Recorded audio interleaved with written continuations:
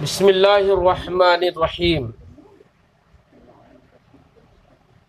باب التماس الوضوء اذا حانت الصلاة وقالت عائشة حضرت الصبح فالتمس الماء فلم يوجد فنزل التیمم۔ یہ باب ہے اس بیان میں کہ وضو کا پانی تلاش کرنا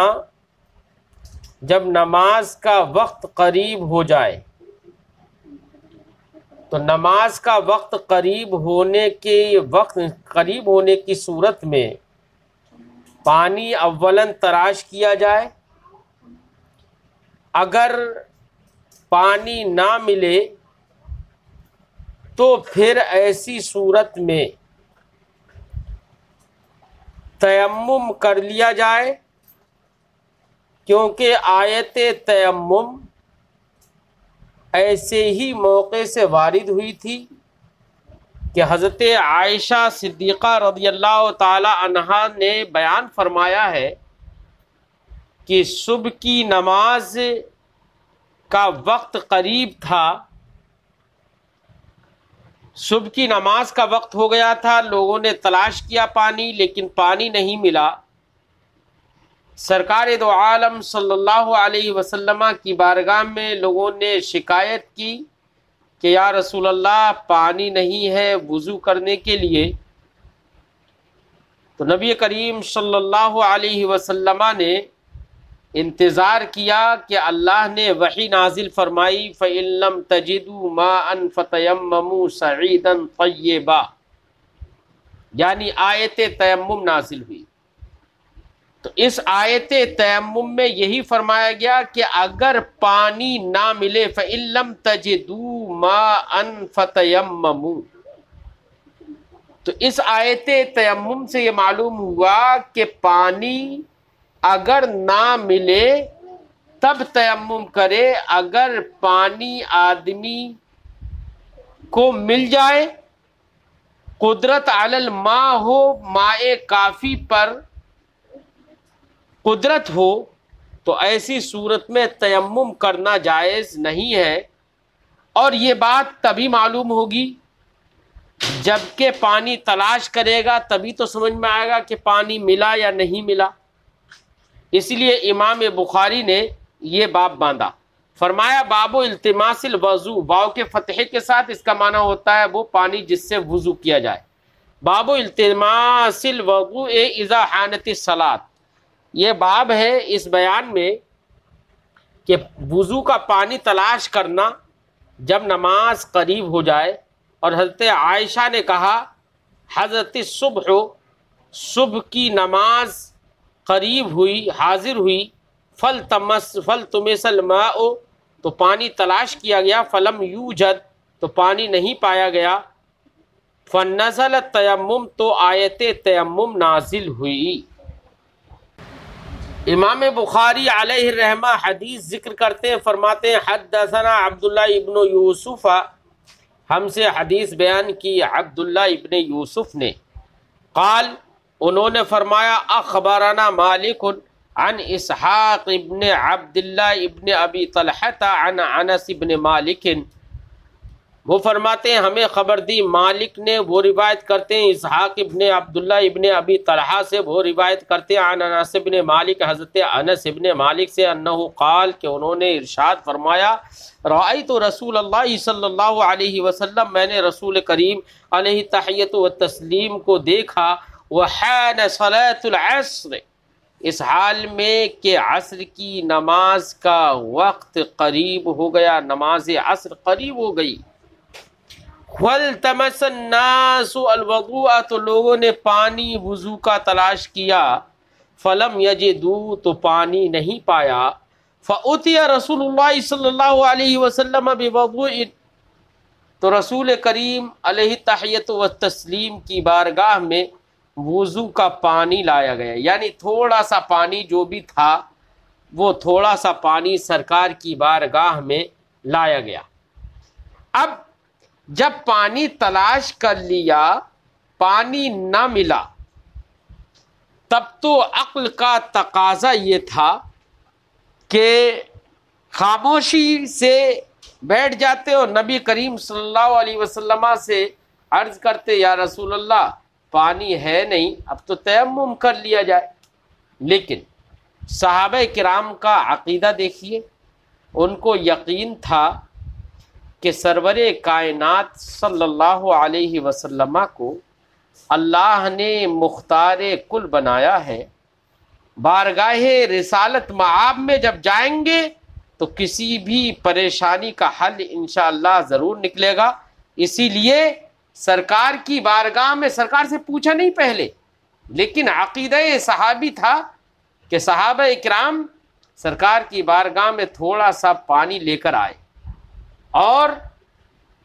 سرکار کی بارگاہ میں پانی تھوڑا سا رکھ دیا اور رکھا۔ نبی کریم نے بھی یہ نہیں فرمایا کہ یہ تھوڑا سا پانی رکھ رہے ہو،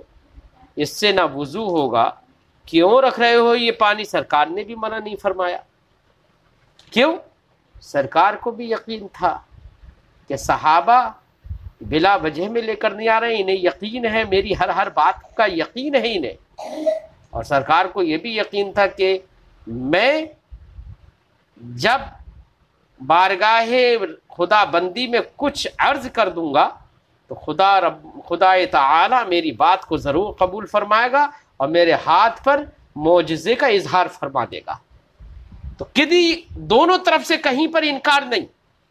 صحابہ بھی لے کر آ رہے ہیں، نبی بھی منع نہیں فرما رہے ہیں۔ فرماتے ہیں فَأُوتِيَ رسول اللہ صلی اللہ علیہ وسلم بِوَضُوءٍ، تو نبی کریم صلی اللہ علیہ وسلم کی بارگاہ میں وضو کا پانی لایا گیا، تھوڑا جو بھی پانی تھا وہی مائع قلیل لایا گیا۔ فَوَضَعَ رسول اللہ صلی اللہ علیہ وسلم فِي ذَلِكَ الْإِنَاءِ يَدَهُ، پھر سرکار نے اس برتن میں اپنے دستے مبارک کو رکھا۔ اب دستے مبارک کو رکھا اور سرکار نے لوگوں کو حکم دے دیا کہ آپ لوگ وضو کریے۔ اب سرکار دو عالم صلی اللہ علیہ وسلم کی گھائیوں سے پانی نکلنے لگا، پانی پھوٹنے لگا، انگلیوں سے پانی پھوٹنے لگا، چشمہ جاری ہو گیا۔ دیکھیے حدیث پاک بخاری میں یہ حدیث ہے، سرکار نے اپنے دستے مبارک کو رکھا اس برتن میں، وَأَمَرَ النَّاسَ أَن يَتَوَضَّؤُوا مِنْهُ، اور لوگوں کو حکم دیا کہ اس سے وضو کرے۔ قال، تو حضرت انس ابن مالک جو صحابی رسول ہیں، جنہوں نے اپنی نگاہوں سے سرکار کے اس فعل کو دیکھا، چشم دید ہے، وہ کہتے ہیں رأیت الماء ینبع دونوں پڑھنا جائز ہے، ینبع بھی پڑھنا جائز ہے، نبع ینبع، نبع ینبع، نبع ینبع، کروما سے بھی پڑھنا جائز ہے۔ فرأیت الماء ینبع من تحت اصابعہ، تو میں نے دیکھا کہ پانی سرکار کی انگلیوں کے نیچے سے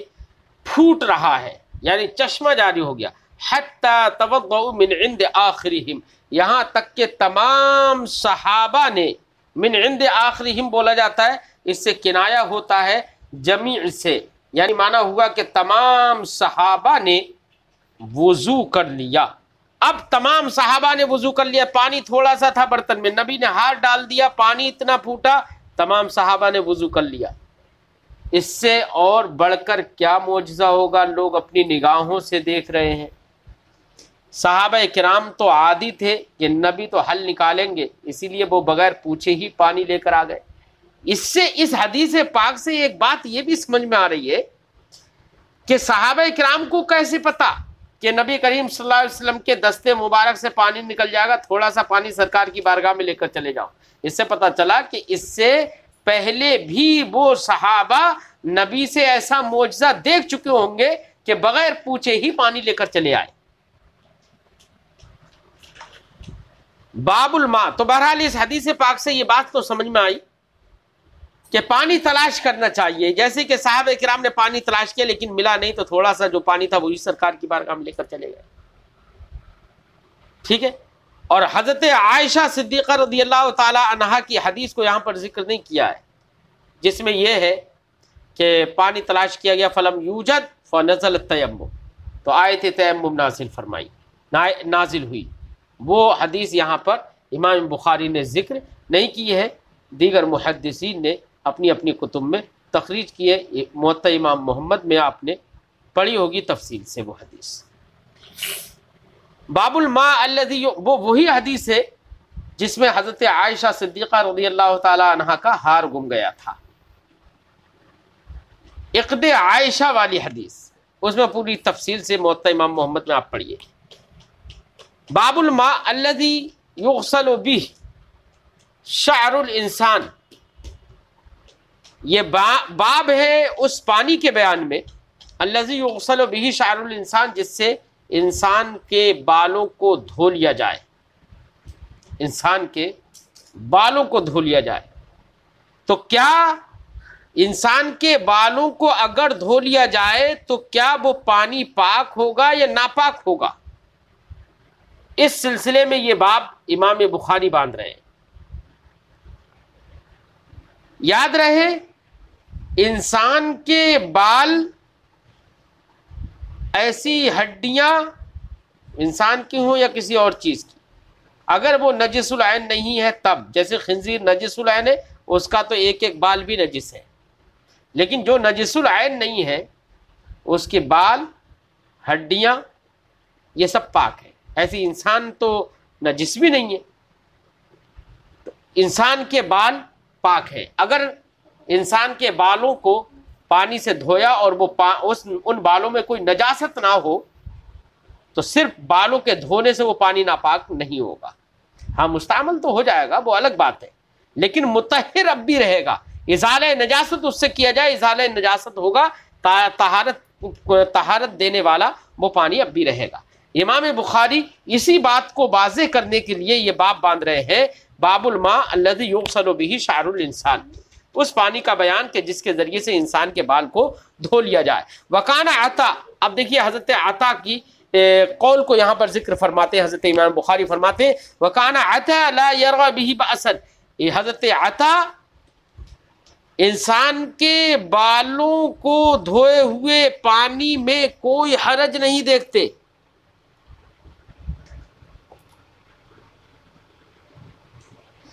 انسان کے بالوں کو جس پانی سے دھو دیا جائے اس پانی میں کوئی حرج نہیں دیکھتے تھے وہ. اس سے پتہ چلا کہ ان کے نزدیک کوئی کراہت بھی نہیں ہے. ایسے ہی فرماتے ہیں وَكَانَ عَطَا لَا يَرَى بِهِ بَأْسًا أَن يُتَّخَذَ مِنْهَا، فرماتے ہیں کہ عطا کوئی حرج نہیں دیکھتے اس بات سے کہ أن يُتَّخَذَ مِنْهَا الْخُيُوط، کہ بالوں سے دھاگے بنائے جائیں، والحبال، اور دھاگوں سے اور ان بالوں سے رسیاں بنائی جائیں. تو بالوں سے دھاگے بنانا، رسیاں بنانا، اس کے اندر کوئی حرج نہیں جانتے تھے وہ. تو حرج نہ جاننا یہ اس بات کی دلیل ہے کہ وہ بالوں کو پاک مانتے تھے، اور جب پاک مانتے ہیں تو اب پاک چیز کو اگر پانی سے دھو لیا جائے تو وہ پانی ناپاک نہیں ہوگا. یہ مقصد ہے امام بخاری کا. وسور الکلاب وممرها فی المسجد، ایسے ہی کتوں کا جھوٹا، یعنی یہ باب اس بیان میں بھی ہے کہ کتوں کا جھوٹا پاک ہے یا ناپاک ہے، اور مسجد میں کتوں کا گزرنا یہ جائز ہے یا ناجائز ہے، یہ بھی عنوان باب کا ایک ٹکڑا ہے. اس سے امام بخاری یہ بتانا چاہتے ہیں کہ کتوں کا جھوٹا پاک ہے یا ناپاک. تو کتے کے جھوٹے کے سلسلے میں بیٹا مختلف قول ہیں. امام اعظم علیہ الرحمت والرضوان اس بات کے قائل ہے کہ کتے کا جسم، کتے کا جو گوشت ہے وہ ناپاک ہے. جب کتے کا گوشت ناپاک ہے تو جو لعاب کتے کے منہ سے نکلتا ہے تو وہ لعاب ناپاک ہوگا. کیا ہوگا؟ لعاب ناپاک ہوگا. اب اگر کسی برتن میں کتا اپنا منہ ڈال دے تو ایسی صورت میں وہ پانی یا وہ برتن میں جو بھی چیز ہو یا وہ برتن ناپاک ہو جائے گا۔ امام اعظم رضی اللہ تعالی عنہ اس روایت سے استدلال کرتے ہیں جس میں یہ ہے، نبی کریم نے ارشاد فرمایا جب کتا کسی برتن میں منہ ڈال دے، اذا ولغ الکلب اناء، جب کتا کسی برتن میں منہ ڈال دے، یغسل 7 مرات، تو اس کو 7 مرتبہ دھویا جائے۔ وہ تو یہ مبالغہ ہے دھونے میں، خیر، لیکن دھونے کا حکم دیا سرکار نے، تو اس سے پتہ چلا کہ کتے کا جوٹھا ناپاک ہے۔ کتا منہ اگر ڈال دے کسی چیز میں تو وہ دھونا ضروری ہے۔ تو امام اعظم رضی اللہ تعالی عنہ کا تو یہ فرمان ہے، لیکن اس کے تحت امام بخاری امام زہری کا قول ذکر کرتے ہیں، امام سفیان کا قول ذکر کرتے ہیں۔ امام زہری کا قول کیا ہے؟ تو امام بخاری فرماتے ہیں وقال الزہری، امام زہری نے کہا اذا ولغ فی اناء لیس له وضوء غیرہ یتوضأ بہ، امام زہری نے یہ کہا کہ جب کتا برتن میں منہ ڈال دے، لیس لہ وضوء غیرہ، اور اس آدمی کے لیے اس پانی کے علاوہ کوئی اور وضو کا پانی نہ ہو، یتوضأ بہ، تو اسی کتے کے منہ ڈالے ہوئے پانی ہی سے وہ وضو کر لے گا۔ تو امام زہری کا یہ فرمان جو امام بخاری نے ذکر کیا ہے، اس فرمان سے یہ معلوم ہوتا ہے کہ امام زہری نے کتے کے جوٹھے کو پاک مانا۔ کیا مانا؟ پاک مانا۔ اور ایک قول حضرت سفیان کا ذکر کرتے ہیں، فرماتے ہیں وقال سفیان، حضرت سفیان نے کہا ھذا الفقہ بعینہ لقول اللہ عز وجل، حضرت سفیان نے کہا ھذا الفقہ بعینہ، یہی قرآن کریم سے سمجھ میں آتا ہے، بعینہ یہی بات سمجھے، فقہ کا معنی سمجھ، ھذا الفقہ بعینہ، بعینہ یہی بات سمجھ میں آتی ہے لقول اللہ عز وجل، اللہ رب العزت کے فرمان سے، کیا فلم تجدوا ماء فتیمموا، تو اگر تم پانی نہ پاؤ تو تیمم کرو۔ تو یہاں پر ماء یہ نکرہ ہے، تحت نفی واقع ہے، اور نکرہ تحت نفی واقع ہوتا ہے تو بچوں آپ جانتے ہو کہ وہ عموم کا افادہ کرتا ہے۔ تو اب مطلب یہ ہوا کہ کوئی بھی طرح کا پانی اگر تم نہ پاؤ، کسی بھی طرح کا جس پر ماء کا اطلاق ہو، اگر اس پر اگر تم ایسا پانی نہ پاؤ، کوئی بھی پانی نہ پاؤ، فتیمموا، تو تیمم کرو، یہ قرآن نے فرمایا۔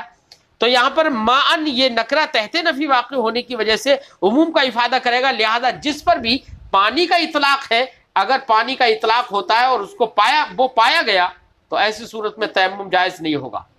اب اس سے ہی حضرت سفیان نے یہ فرمایا، اس سے یہ بات نکلی کہ کتا جس پانی میں منہ ڈالتے، اس پانی کو کیا ماء، عربی زبان میں ماء اور اردو زبان میں پانی اسے کہا جائے گا یا نہیں کہا جائے گا منہ ڈالنے کے بعد؟ ظاہر بات ہے سبھی لوگ کہتے ہیں کہ وہ پانی ہے، وہ ماء ہے۔ جب ماء ہے تو قرآن تو یہ فرمایا فلم تجدوا ماء، اگر پانی نہیں پاؤ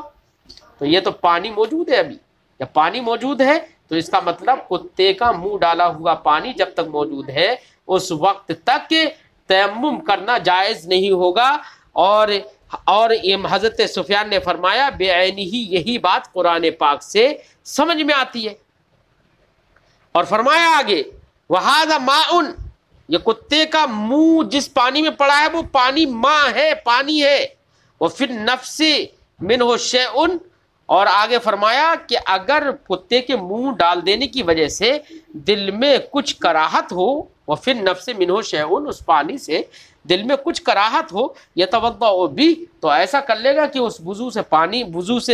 پانی سے وضو بھی کرے گا، وہی تیمم، اور تیمم بھی ساتھ میں کر لے گا تاکہ دل کی جو کھٹک ہے وہ ختم ہو جائے۔ تو اس تاریخ سے یہ معلوم ہوا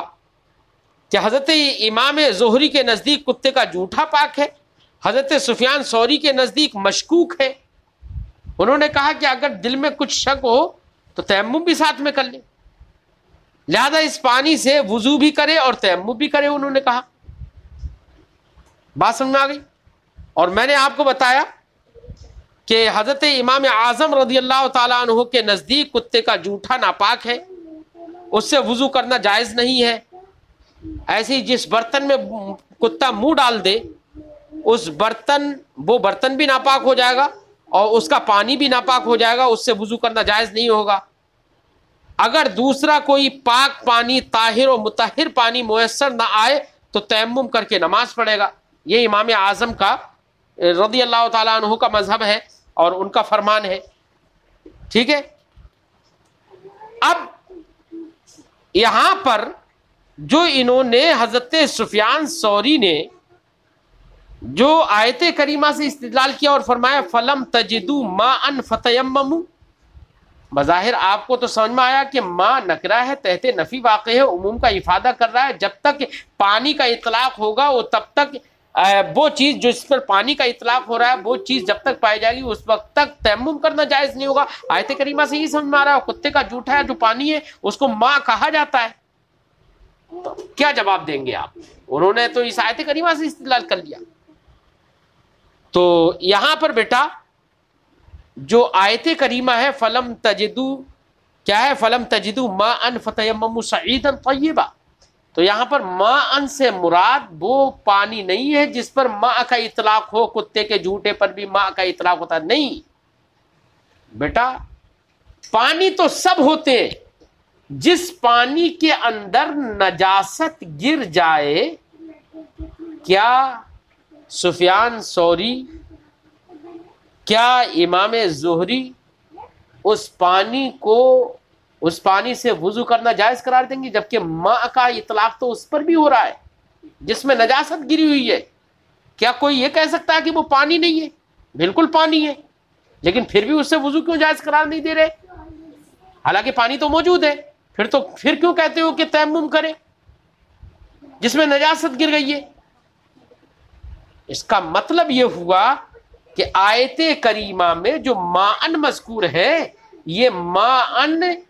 اس سے مراد مطلق ماء نہیں ہے، بلکہ وہ ماء ہے جو کہ طاہر بھی ہو اور مطہر بھی ہو۔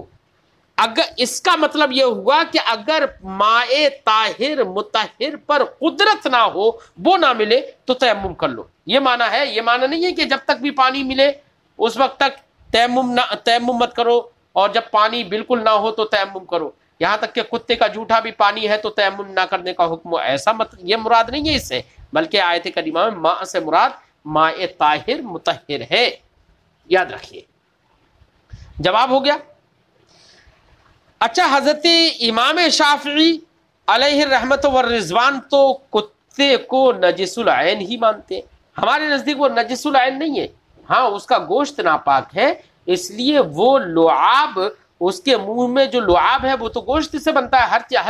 ہر جانور کا لعاب گوشت سے ہی بنتا ہے،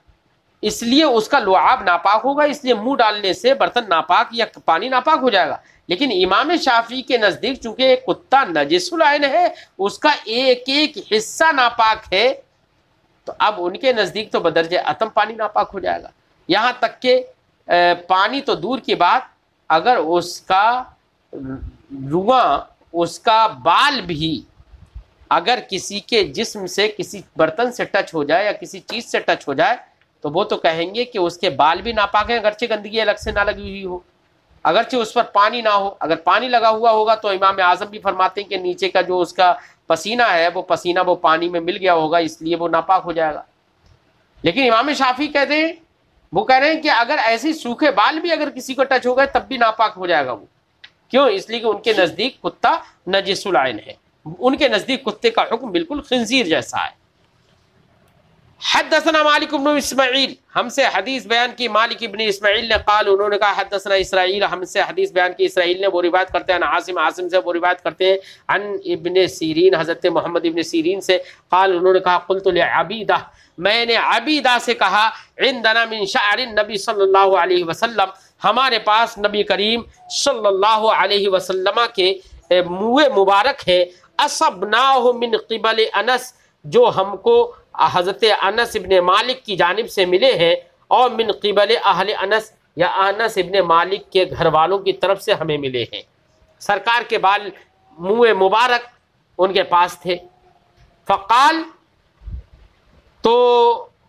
انہوں نے ارشاد فرمایا ابن سیرین نے، لَأَن تَكُونَ عِنْدِي شَعْرَةٌ مِّنْهُ أَحَبُّ إِلَيَّ مِنَ الدُّنْيَا وَمَا فِيهَا۔ دیکھیے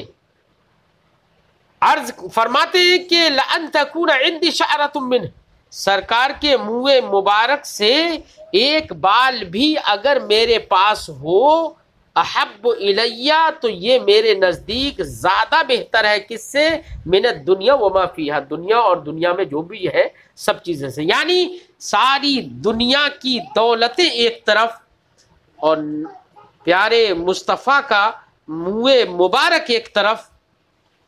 اگر پوری دنیا اور اس کی دولتیں میرے ایک طرف رکھ دی جائیں اور سرکار مصطفیٰ صلی اللہ علیہ وسلم کا منہ مبارک ایک طرف ہو، تو فرماتے پوری دنیا کی دولتوں سے زیادہ تر محبوب سرکار کا وہ ایک بال میرے نزدیک محبوب تر ہوگا۔ اب دیکھیے اس حدیث پاک کو امام بخاری نے ذکر کیا، اور امام بخاری کا مقصد اس حدیث کو پیش کر کے یہ ہے کہ حضرت عبیدہ نے کہا تھا، حضرت عبیدہ سے کہا تھا کہ عندنا من شعر النبی، حضرت حضرت ابن سیرین نے حضرت عبیدہ سے کہا تھا کہ میرے پاس نبی کے منہ مبارک ہیں جو مجھے حضرت انس یا ان کے گھر والوں کی طرف سے ملے تھے۔ تو حضرت عبیدہ نے یہ کہا تھا کہ اگر میرے پاس ایک بال ہو تو پوری دنیا میں جو کچھ ہے اس سے زیادہ محبوب سرکار کا بال مبارک ہوگا۔ اس سے کیا پتہ چلا؟ اس سے دو باتیں سمجھ میں آئی۔ ایک تو یہ بات سمجھ میں آئی کہ سرکار دو عالم صلی اللہ علیہ وسلم کے منہ مبارک یا دیگر جسم کے تمام تبرکات، جسم سے جو ٹچ کپڑا ہو جائے وہ سارے چیزیں تبرک ہیں، اور صحابی رسول اس کا عقیدہ رکھتے ہیں، ان کو بابرکت سمجھتے ہیں، لہذا ہم کو بھی بابرکت سمجھنا چاہیے۔ ایک تو یہ بات سمجھ میں آ گئی۔ دوسری بات یہ بھی سمجھ میں آ گئی کہ سرکار دو عالم صلی اللہ علیہ وسلم کی ذات مبارکہ نور ہے، لہذا آپ کے جسم سے جسم کا کوئی بھی حصہ ہو یا جسم سے ٹچ ہونے والی کوئی بھی چیز ہو، مس ہو جانے والی کوئی بھی چیز ہو، وہ سب سرکار کے نوری جسم کی برکت سے وہ ساری چیزیں بابرکت ہو جاتی ہیں۔ تیسری بات یہ بھی سمجھ میں آ گئی کہ سرکار دو عالم صلی اللہ علیہ وسلم کے بالوں کو انہوں نے محبت کے ساتھ اس کو حفاظت کے ساتھ رکھا ہے، تبرک بنا کر رکھا ہے۔ تو جس چیز کو صحابی رسول تبرک بنا کر رکھیں،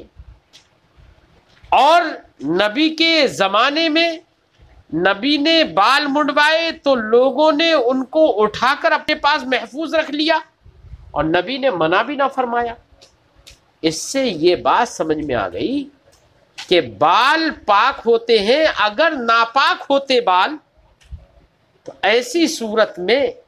نہ کوئی صحابی رسول بال کو رکھتا، نہ نبی کریم صلی اللہ علیہ وسلم حلق فرمانے کے وقت میں ان صحابہ کو اجازت دیتے جن صحابہ نے سرکار کے منہ مبارک کو اٹھا کر محفوظ کر لیا تھا، لیکن سرکار نے منع نہیں فرمایا۔ اس سے پتہ چلا کہ بال ناپاک نہیں ہوتے ہیں۔ امام بخاری اسی پر استدلال کرنے کے لیے یہ حدیث لے کر آئے۔ اگلی حدیث امام بخاری ذکر کر رہے ہیں، حدثنا محمد بن عبد الرحیم، ہم سے حدیث بیان کی محمد ابن عبد الرحیم نے، قال انہوں نے کہا، اخبرنا سعید ابن سلیمان، ہمیں خبر دی سعید ابن سلیمان نے، قال انہوں نے کہا، حدثنا عباد،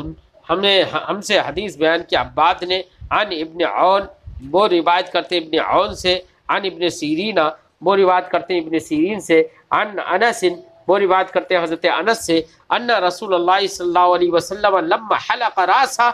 کہ نبی کریم صلی اللہ علیہ وسلم نے جب اپنے سر مبارک کا حلق فرمایا یعنی بال مونڈے، کان ابو طلحہ، تو حضرت ابو طلحہ اولا من، ان لوگوں میں سب سے پہلے شخص تھے، من اخذ من شعری، جنہوں نے سرکار دو عالم صلی اللہ علیہ وسلم کے منہ مبارک کو لے لیا اور اٹھا لیا اور ان کو محفوظ رکھ لیا۔ تو جنہوں نے حضور صلی اللہ علیہ وسلم کے منہ مبارک لیے، ان میں سب سے پہلے شخص حضرت ابو طلحہ ہے۔ تو صحابی رسول اٹھا رہے ہیں، رسول کریم علیہ تحیت و تسلیم منع بھی نہیں فرما رہے۔ یہ دلیل ہے اس بات کی کہ بال پاک ہوتے ہیں، اگر ان میں الگ سے نجاست نہ لگی ہو تو ایسے بالوں سے اگر پانی لگ جائے تو وہ پانی ناپاک نہیں ہوگا۔ یہی امام بخاری نے باب باندھا تھا۔ ایک باب میں ایک ٹکڑا یہ بھی رکھا تھا کہ اگر کتے مسجد سے گزر جائیں تو کتوں کے گزرنے سے مسجد ناپاک نہیں ہوتی ہے۔ کتوں کے مسجد میں گزرنے آنے جانے کا حکم کے بیان میں بھی باب رکھا تھا۔ اس تعلق سے وہ روایت مفہوم، اس ایک روایت کا مفہوم میرے ذہن میں ہے جس میں یہ ہے کہ نبی کریم صلی اللہ علیہ وسلم کے زمانے میں مسجدوں میں ایک روایت میں ہے کہ کتے آتے جاتے رہتے تھے، کتے آتے جاتے رہتے تھے، لیکن ان کتوں کے آنے جانے سے سرکار دو عالم صلی اللہ علیہ وسلم نے ان کے جس جگہ پر پانی پڑا، وہ ان کا پیر پڑا تھا، اس جگہ کو سرکار نے دھونے کا حکم نہیں دیا۔ تو دھونے کا حکم نہ دینا یہ اس بات کی دلیل ہے کہ کتے کا جسم پاک ہے ناپاک نہیں ہے، یہ بات سمجھ میں آ گئی، اور ساتھ ہی ساتھ یہ سمجھ میں آ گئی کہ کتا نجس العین نہیں ہے، ورنہ سرکار تو اس جگہ کے دھونے کا حکم دے دیتے۔ اچھا، اسی روایت سے جس کو ابھی ہم نے ذکر کیا، جو ہم نے مفہوم ذکر کیا ہے، اسی روایت سے کچھ لوگوں نے استدلال اس بات پر بھی کر لیا کہ کتے کا جوٹا پاک ہے۔ کیوں؟ انہوں نے اس حدیث پاک سے استدلال ایسے کیا، انہوں نے کہا کہ سرکار کے زمانے میں کتے آتے جاتے تھے مسجدوں میں، اور سرکار پھر بھی پانی سے مسجد کو یا اس جگہ کو دھونے کا حکم سرکار نے نہیں دیا، یا صحابہ کرام نے نہیں دھویا۔ اس سے پتہ چلتا ہے کہ کتا کا جوٹا بھی پاک ہے۔ کیوں؟ اس لیے کہ کتے کی عام طور سے عادت یہ ہے کہ جب وہ کہیں سے گزرتا ہے تو اس کا منہ کھلا رہتا ہے، اس کی زبان نکلی رہتی ہے، اس کی زبان سے اس کی رال یا اس کا لعاب جو ہے وہ ٹپکتا رہتا ہے۔ جب ٹپکتا رہتا ہے تو جب مسجد سے گزرے گا تو اس کا لعاب مسجد میں ٹپکے گا۔ تو اگر لعاب ناپاک ہوتا تو ضرور اس کو دھونے کا حکم دیا جاتا، لہذا اس سے پتہ چلا کہ کتے کا لعاب ناپاک نہیں ہے، اس کا جھوٹا بھی ناپاک نہیں ہوگا۔ کچھ لوگوں نے یہ بھی استدلال کر لیا، لیکن امام اعظم علیہ رحمت و رضوان کے نزدیک چونکہ جھوٹا ناپاک ہے، ہم نے تو بتا دیا کہ کتے کا جسم ناپاک نہیں ہے، اس حدیث سے یہ سمجھ میں آ گیا۔ لیکن رہی یہ بات جن لوگوں نے یہ استدلال کر لیا، اس کا جواب ہم یہ دیں گے کہ روایت میں یہ کہاں ہے کہ کتے کے منہ سے لعاب گرتا تھا پھر بھی پانی سے دھونے کا حکم نہیں دیا؟ یہ تو محض محتمل بات ہے، یہ بھی تو احتمال ہے کہ کتا نکلا ہو اور اس کے منہ بند ہو، زبان نکلی نہ ہو، اس کا لعاب نہیں ٹپک رہا ہو، اور کتا آتا جاتا ہو اور پانی اس کے لعاب نہ ٹپکا ہو، اس لیے حکم نہ دیا ہو۔ تو وہ تو اس میں احتمال ہے، اس میں یقین کب ہے کہ کتے کا لعاب؟ لہذا جب احتمال ہے حدیث پاک میں، تو اس کی بنا پر یہ یقین سے حکم دے دینا کہ کتے کا جوٹا ناپاک ہے، کتے کا لعاب ناپاک ہے، یہ حکم دینا صحیح نہیں ہے۔ رہی وہ حدیث، یہ تو محتمل ہوئی، اور وہ حدیث یقینی ہے جس میں سرکار نے فرمایا اذا بلغ الكلب اناء یغسل 7 مرات، اور کما قال رسول اللہ صلی اللہ علیہ وسلم، کہ سرکار نے فرمایا جب کتا کسی برتن میں منہ ڈال دے تو اس کو 7 مرتبہ دھویا جائے۔ امام ترمذی نے اس حدیث کی تخریج بھی کی ہے۔ تو اس لیے امام اعظم علیہ رحمت و رضوان کتے کے جوٹے کو ناپاک مانتے ہیں۔ بہرحال اگلا باب امام بخاری ذکر کرتے ہیں، باب اذا شرب الکلب فی الاناء۔ یہ باب ہے اس بیان میں کہ جب کتا برتن میں پانی پی لے، تو برتن میں پانی پی لے تو کیا برتن ناپاک ہوگا یا پاک ہوگا؟ پوری تفصیلی گفتگو ابھی ہم کتے کے جوٹے کے بارے میں کر چکے ہیں، وہی ساری تفصیل اس باب میں بھی یاد رکھنا۔ جن لوگوں نے کتے کے جوٹے کو پاک مانا تو ان کے نزدیک کتا اگر برتن میں پانی پی لے تو وہ برتن ناپاک نہیں ہوگا، اس کا پانی ناپاک نہیں ہوگا۔ امام اعظم کے نزدیک برتن بھی ناپاک ہوگا اور اس کا پانی بھی ناپاک ہو جائے گا۔ ٹھیک ہے، عبارت پڑھتے ہیں۔ حدثنا عبداللہ ابن یوسف، ہم سے حدیث بیان کیا عبداللہ ابن یوسف نے، عن مالک، وہ روایت کرتے ہیں مالک سے، وہ روایت کرتے ہیں عن ابی الزناد، حضرت ابو الزناد سے، وہ روایت کرتے ہیں عن الاعرج، حضرت اعرج سے، عن ابی ہریرہ، وہ روایت کرتے ہیں حضرت ابو ہریرہ رضی اللہ تعالی عنہ سے، قال، انہوں نے کہا، ان رسول اللہ صلی اللہ علیہ وسلم قال، رسول اللہ صلی اللہ علیہ وسلم نے ارشاد فرمایا، اذا شرب الکلب فی اناء احدکم فلیغسلہ 7، کہ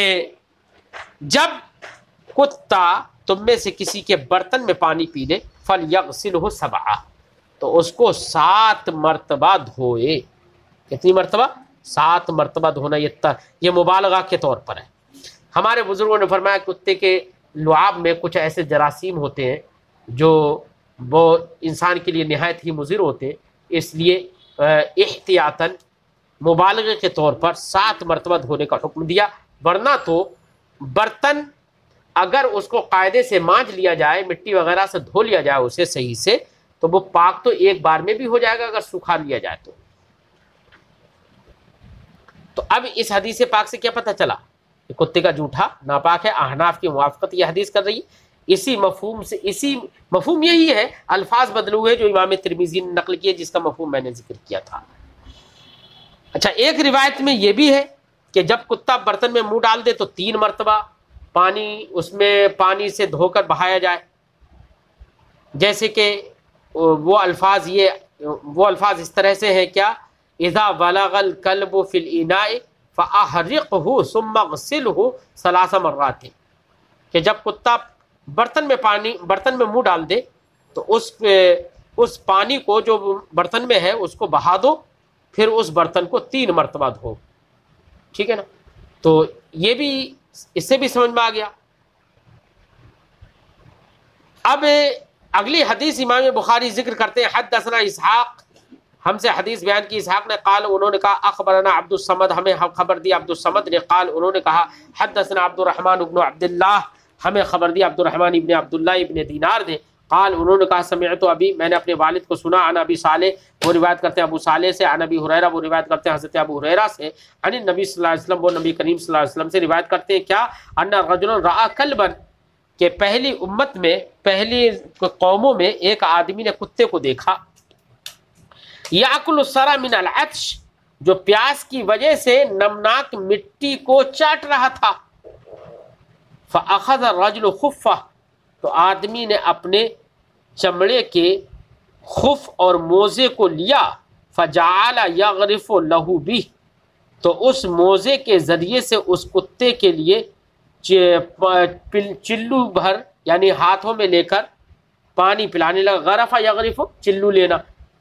یغرف له بہ، اس موزے کے ذریعے سے اس کتے کے لیے غرفہ یعنی چلو بنانے لگے اور چلو سے پلانے لگے۔ چلو سے پلانے کا مطلب یہ بھی ہو سکتا ہے کہ موزے میں پانی بھرا اور موزے کو اپنے ہاتھوں میں لیا اور اس کے آگے بڑھا دیا، یہ بھی ہو سکتا ہے، اور یہ بھی ہو سکتا ہے کہ موزے میں پانی لیا اور موزے سے اپنے ہتھیلی میں پانی لیا اور پھر ہتھیلی سے اس کو پلایا، حتی ارواہ، یہاں تک کہ اس کتے کو سیراب کر دیا اس آدمی نے۔ فشکر اللہ لہ، تو اللہ نے اس کو اس کا بدلہ عطا فرمایا، کیا، فادخلہ الجنہ، پھر اس کو جنت میں داخل کر دیا۔ تو اب کچھ لوگوں نے، جنہوں نے یہ کہا کہ کتے کا جوٹا ناپاک ہے، ان لوگوں نے اس حدیث پاک سے استدلال کیا کہ دیکھو، ایک شخص نے موزہ لیا اور اس میں پانی بھرا اور پانی بھر کے کتے کو پلایا، اگر کتے کا جوٹھا ناپاک ہو جاتا تو ایسی صورت میں اس موزے کو وہ شخص پھینک دیتا یا اس کو دھوتا، لیکن یہاں پر کسی کا ذکر نہیں ہے۔ اس سے پتہ چلا کہ کتے کا جوٹھا پاک ہے۔ لیکن ذرا غور کریے، امام اعظم فرماتے ہیں کہ ارے اس میں یہ کہاں ہے کہ اس نے موزے ہی سے کتے کو پانی پلایا؟ اس میں تو یہ بھی تو احتمال ہے کہ موزے سے نہ پلا کے اس نے ہاتھ میں لے کر پلایا ہو، یہ بھی تو احتمال ہے کہ کتے کو اسی موزے میں پانی پلایا ہو، پھر وہ پانی پھینک دیا ہو، دھو لیا ہو، تو احتمال تو یہ بھی ہے۔ تو صرف احتمال کی بنا پر یہ کہنا کہ کتے کا جوٹھا پاک ہے، یہ کہنا صحیح نہیں ہے، جبکہ صریح روایتیں ما قبل میں مذکور ہو گئی ہیں کہ جس میں یہ ہے کہ 7 مرتبہ کتے کا جوٹھا، کتا جس میں منہ ڈالتے 7 مرتبہ دھویا جائے، وہ صریح حدیث ہے۔ اگلی حدیث امام بخاری ذکر کرتے ہیں، قال احمد بن شبیب، احمد ابن شبیب نے کہا حدثنا ابی، ہم سے حدیث بیان کی میرے والد نے، وہ روایت کرتے ہیں عن یونس، حضرت یونس سے وہ روایت کرتے ہیں عن ابن شہاب، حضرت شہاب سے، ابن شہاب سے قال، انہوں نے کہا حدثنی حمزہ، مجھ سے حدیث بیان کی حمزہ بن عبداللہ نے، عن ابی، وہ روایت کرتے ہیں اپنے والد عبداللہ سے، قال، انہوں نے کہا کیا، کانت الکلاب تقبل وتدبر فی المسجد فی زمن رسول اللہ صلی اللہ علیہ وسلم، کتے مسجد میں سرکار کے زمانے میں آتے جاتے تھے۔ کیوں آتے جاتے تھے؟ اس کا مطلب یہ نہیں تھا کہ ان کو اجازت تھی آنے جانے کی، نہیں، کتے تو ناپاکی بھی کرتے، مطلب یہ ہے کہ سرکار کے زمانے میں مسجدوں میں چونکہ دروازے نہیں ہوتے تھے، کواڑیں نہیں ہوتی تھیں، اس لیے کتے گھس جاتے تھے۔ فلم یکونوا یرشون شیئا من ذلک، تو اس کے کتے کے داخل ہونے سے، آنے جانے کی وجہ سے کچھ بھی نہیں بہاتے تھے، نہیں چھڑکتے تھے، یعنی پانی سے اسے دھوتے بھی نہیں تھے۔ تو یہ حدیث پاک دلیل بنائی کچھ لوگوں نے اس بات پر، کتے کا جسم پاک ہے اور کتے کا لعاب پاک ہے، کیونکہ اس کے منہ سے لعاب ٹپکتا رہتا ہے، اور یہاں پر 5 جگہ پر لعاب ٹپکا ہو اور اس کے باوجود نہیں دھویا، اس کا مطلب یہ ہے کہ کتے کا لعاب پاک ہے۔ احناف کہتے ہیں کہ ارے اس سے تو یہی لازم نہیں آ رہا ہے کہ کتے کا منہ سے لعاب بھی ٹپکا ہو، اور ہم تھوڑی دیر کے لیے مان بھی لیں کہ کتے کے منہ سے لعاب ٹپکا ہو، تو وہاں پر زمینیں کون سی، سب گیلی، سب کچی زمینیں تھیں، فرش بھی سب کچے ہوتے تھے، تو جیسی اگر 1-2 بوند اگر زمین پر ٹپکے گا، وہ زمین اس کو جذب کر لے گی، اور زمین جب جذب کر لے گی اور سوکھ جائے گی تو وہ تو ویسے ہی پاک ہو جائے گا، زمین پاک ہو گئی، وہ ناپاک نہیں، تو اس کو تو دھونے کی ضرورت ہی نہیں تھی، اس لیے نہیں دھویا۔ اس سے یہ استدلال نہیں کیا جا سکتا کہ کتے کا لعاب پاک ہے، ٹھیک ہے۔ اگلی حدیث، حدثنا حفص بن عمر، ہم سے حدیث بیان کی حفص ابن عمر نے، قال، انہوں نے کہا حدثنا شعبہ، ہم سے حدیث بیان کی شعبہ نے، عن ابن ابی سفر، وہ روایت کرتے ہیں عبداللہ ابن ابی سفر سے، وہ روایت کرتے ہیں عن شعبی سے، وہ روایت کرتے ہیں عن عدی ابن حاتم سے، قال، انہوں نے کہا سألت النبی صلی اللہ علیہ وسلم، میں نے نبی کریم صلی اللہ علیہ وسلم سے پوچھا، قال اذا ارسلت کلبک، یعنی کس کے بارے میں پوچھا؟ کتے کے بارے میں، کہ کتے سے شکار اگر ہم کریں، کتے کو شکار کے لیے بھیجے، تو ایسی صورت میں کیا اس کتے کا کیا ہوا شکار پاک ہوگا یا ناپاک ہوگا؟ یہ سوال کیا، تو سرکار نے جواب میں ارشاد فرمایا اذا ارسلت کلبک المعلم، جب تم سکھائے ہوئے، سدھائے ہوئے کتے کو بھیجو۔ سدھایا ہوا کتا کون سا ہوتا ہے؟ سدھایا ہوا کتے کی پہچان یہ ہوتی ہے کہ اگر مالک اسے روکنا چاہے تو وہ رک جائے، اور بھیجنا چاہے تو وہ چلا جائے، اور وہ شکار کو اپنے لیے نہ کرے بلکہ اس کو پکڑ کر محفوظ کرے اپنے مالک کے لیے، اور وہ کتا جو آدمی کے بس میں ہی نہ ہو تو وہ کلب معلم نہیں کہلائے گا، یا جس کتے کو کسی نے بھیجا تو لیکن اس نے جانور کو پکڑا، پکڑنے کے بعد خود پھاڑ کے کھانے لگا، تو اس کا مطلب یہ ہے کہ اپنے مالک کے لیے اس نے شکار نہیں کیا، اس نے اپنے لیے شکار کیا۔ تو اگر سدھایا ہوا کتا اگر ہے اور اس کو بھیجا شکار کے لیے، تو شکار کو اس نے پکڑ کر محفوظ کر لیا اور اس کو پھاڑا نہیں، تو ایسی صورت میں اس جانور کو کھانا جائز ہے اور وہ پاک ہے۔ اور اگر کتا سدھایا ہوا نہیں ہے، کلب معلم نہیں ہے، تو اس کے شکار کرنا، شکار کیا ہوا شکار وہ ناپاک ہے، یا اس نے خود سے پھاڑ دیا تو اس نے اپنے لیے شکار کیا اس کو کھانا جائز نہیں ہوگا۔ اس سے پتہ چلا کلب معلم کا حکم الگ ہے اور ایک آوارہ کتے کا حکم الگ ہے۔ قال اذا ارسلت کلبک، تو سرکار نے ارشاد فرمایا جب تم اپنے کلب معلم کو بھیجو، چھوڑو شکار کے لیے، فقتلا، تو اس نے شکار کو مارا، فکل، تو تم اسے اس شکار کو کھاؤ، وَإِذَا أَكَلَ، اور جب اس کتے نے اس شکار کو کھایا، فلا تأکل، تو تم اس کو مت کھاؤ، فإنما أمسكه على نفسه، کیونکہ اس نے اس شکار کو اپنے لیے روکا ہے۔ قلت، تو میں نے کہا،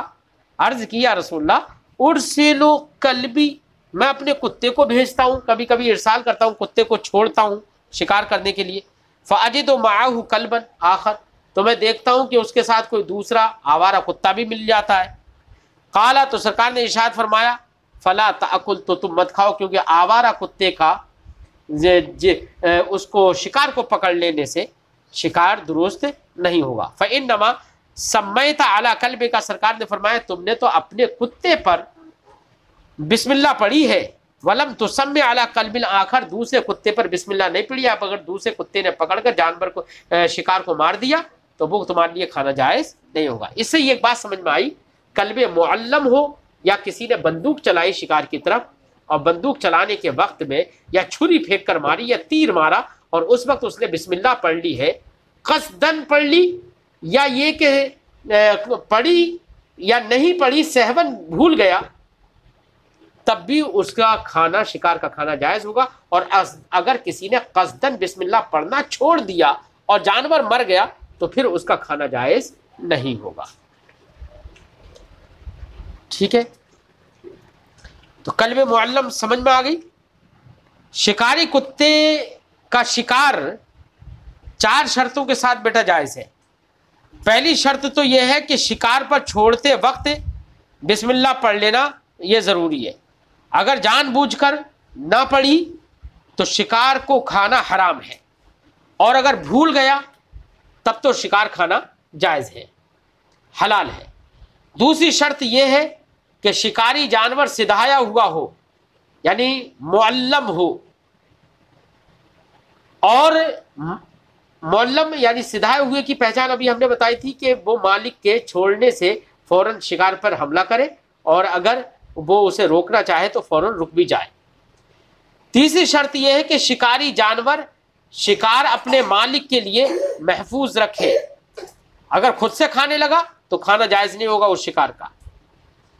اور چوتھی شرط ہے کہ جانور کو شکار پر چھوڑنے والا مسلمان ہو، اگر کسی مشرک، مجوسی، مرتد نے جانور کو چھوڑا شکار پر اور اس نے شکار کو پکڑ لیا تو اس کا کھانا مسلمان کے لیے حلال نہیں ہوگا۔ یہ شرطیں ہیں۔